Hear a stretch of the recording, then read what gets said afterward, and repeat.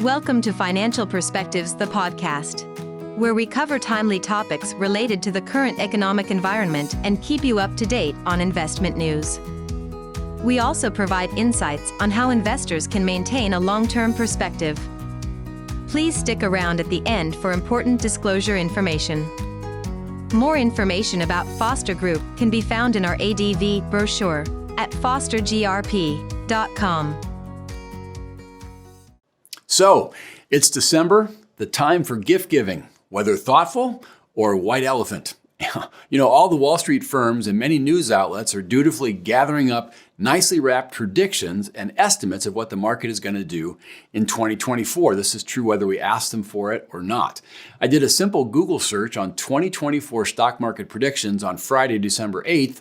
First glance showed Wall Street analysts at JP Morgan, Fundstrat, and Bank of America with forecasts that range from the S&P closing 2024 at 5,200, which would be a 14% increase as we're over 4,600 currently on the S&P, to Bank of America's technical strategists forecasting the S&P 500 falling to 3,500. That's over 20%. That would be a technical bear market by mid-year, albeit with a potential rebound later. You don't have to look hard to find a professional with a story or prediction that more or less meets your expectations. Confirmation bias, narrative bias, overconfidence. The prediction game and the stock market creates a psychological treasure trove of examples for behavioral science researchers. We call them different versions of predictable disappointments. Why do we consistently unwrap these holiday time stock market predictions? Well, it could be that we just want to know the future. It could also be that we want to take advantage of something and try to get a big win, or in reverse, try to miss something and avoid a big loss. It could also be that we just like to eliminate or reduce uncertainty and risk. The question is, have these gifts of predictions ever really worked out well for us? Or are they more like fruitcake, dense, inedible, only valuable to the person giving them, as opposed to those of us on the receiving end? Before we remind ourselves how suspect market predictions really are, let's start with a quick check of markets year to date.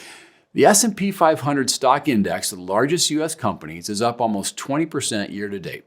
The MSCI All Country World Index without U.S. stocks is up over 10.5%, and even bonds, represented by the Bloomberg U.S. Aggregate, are up over 3% now year to date. Based on historical averages, a relatively good year across the board. Because most U.S. stock market forecasts focus on the S&P 500, let's look at where it is currently and compare that to what analysts said just 12 months ago. The S&P 500 opened the year at 3839.50 and closed on December 8th, 2023 at just over 4,600.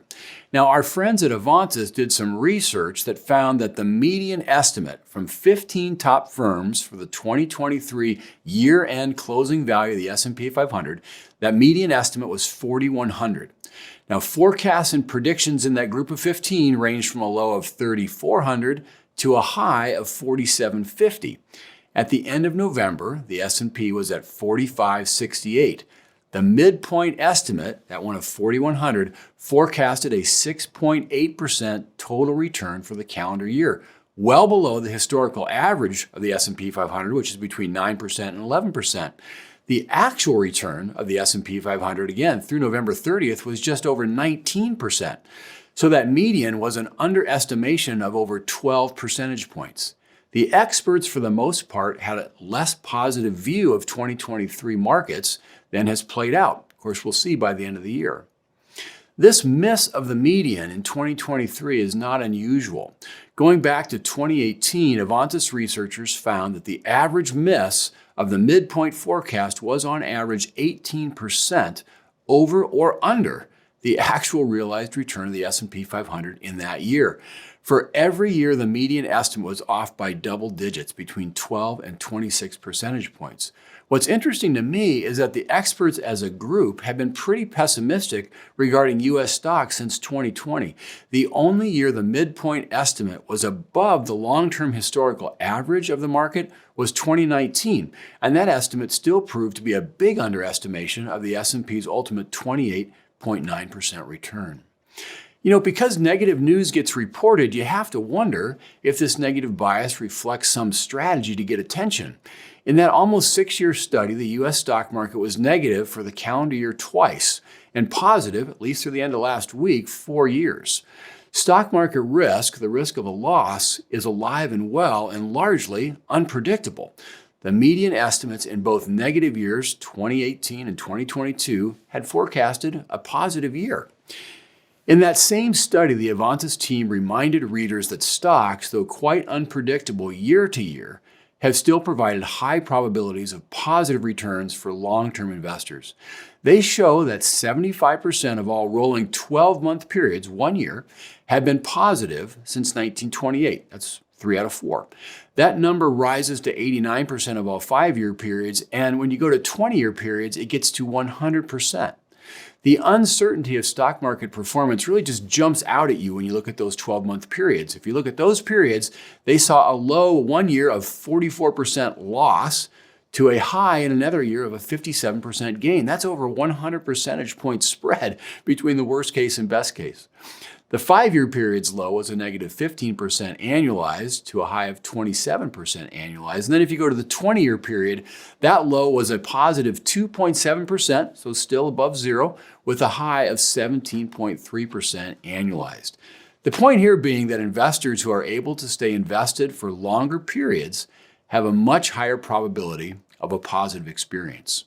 So, with all that in mind, why should investors resist opening the gifts of year-end stock market predictions, forecasts, or estimations? Well, it could be that they're just continuously incorrect. It's kind of like getting food that doesn't taste good. They also play to our mistaken narratives, kind of these biases that we believe someone really does know the future, when in likelihood, they don't. We may find an estimate that we like, and we like it so well that we are tempted to act on it. And finally, we might forget to just embrace uncertainty as part of the world of stock market investing, and then we might plan poorly for the future in light of that. In October of 2022, Jason Zweig of the Wall Street Journal wrote, "It's precisely at times like these that investors need to be on guard against the next certainty. You don't have to act on every forecast, and the more certain a prediction sounds, the more you should doubt its validity." Times like these, when it comes to the value of market predictions, are really any time. Predictions and forecasts always give the impression of reasonability and high likelihood. I think Zweig would agree that, quote, "the more certain it sounds" is just another way of saying no matter how beautiful the packaging, beware of opening the gift. At Foster Group, we want to wish you a very happy holiday season. We hope that you are able to give and receive some meaningful gifts, especially the gift of time with the people that you love. We'll be off during Christmas week, so our next financial perspectives will come out in January of 2024. So Happy New Year in advance. Until then, we hope you keep choosing educated optimism as the antidote for anxious uncertainty, especially regarding financial markets. We'll see you soon. The previous presentation by Foster Group was intended for general information purposes only. No portion of the presentation serves as the receipt of, or as a substitute for, personalized investment advice from Foster Group or any other investment professional of your choosing.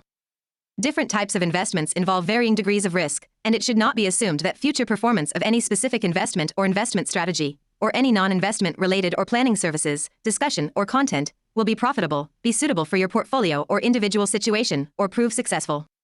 Foster Group is neither a law firm nor accounting firm, and no portion of its services should be construed as legal or accounting advice. No portion of the content should be construed by a client or prospective client as a guarantee that he or she will experience a certain level of results if Foster Group is engaged, or continues to be engaged, to provide investment advisory services. A copy of Foster Group's current written disclosure brochure discussing our advisory services and fees is available upon request or at www.fostergrp.com/disclosures.